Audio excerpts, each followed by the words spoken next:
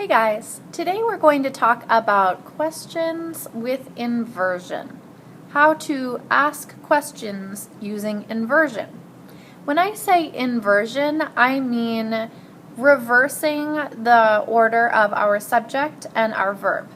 And we do the same thing sometimes in English. So here's an example. If I were to say, "You do like chocolate," that's a sentence. You do like chocolate. If I want to turn that into a question, I can invert my subject and my verb and say, "Do you like chocolate? Do you like chocolate?" Notice that in our first example, the subject comes first and then our verb, like we normally have in sentences. And for our question with inversion, the verb comes first, do, and the subject comes second, you. We do the same thing in French. In French, when we form questions with inversion, we use dashes to separate the subject from the verb.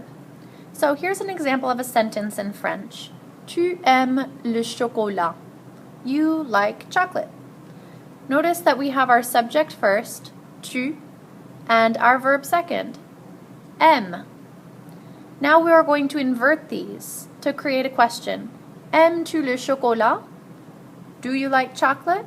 Notice we have our verb first, a dash in between, and then our subject second. Here are some more examples of questions in French using inversion. Avez-vous des frères? Do you have brothers? Notice we have our verb first, avez, have, and then our subject, vous, you. Have you any brothers? Do you have brothers? Then we have, manges-tu un sandwich? Do you eat a sandwich? Notice we have our verb first and our subject second. And then finally, fait-il ses devoirs? We have our verb here, fait-il ses devoirs?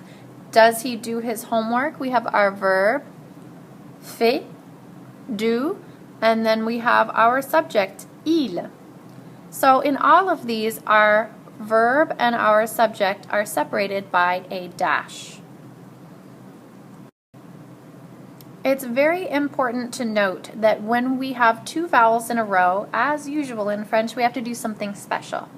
So when we have il, elle, or on, and we're using questions with inversion, sometimes we will come across a situation where we'll have two vowels in a row.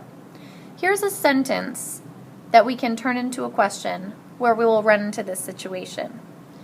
Il a un chien. He has a dog.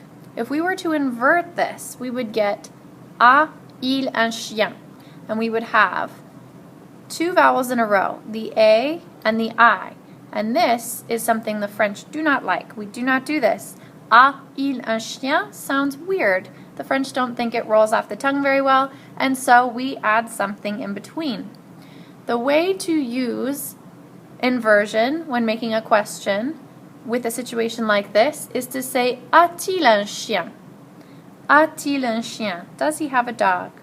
Notice we've added this dash, t dash, in between our two vowels instead of just one dash. And this T doesn't mean anything. It isn't a word. It doesn't have any meaning. It just sounds nice to say a-t-il un chien instead of a-il un chien. So we have to remember to say the T and to write the T as well as the two dashes.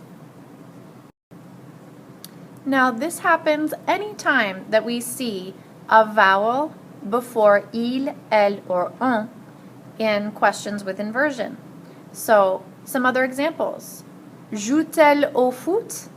Does she play soccer? Mange-t-il des frites?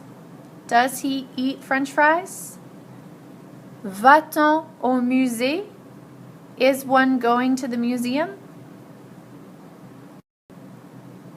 It's important to note that while this happens with il singular and elle singular, it does not happen with il or elle plural. And I'll show you why. If we have mange-t-il des frites? Does he eat fries? This is using il singular, and we have a vowel and another vowel that we're separating with our dash t dash. But if I were to use the plural version of il, I could say mange-t-il des frites? And I already have a T here. So I don't have a vowel followed by another vowel. I have a consonant followed by a vowel. So I don't need to use that special T. À vous maintenant. Now it's your turn. Let's see if we can turn these sentences into questions using inversion. Our first example, nous allons au supermarché.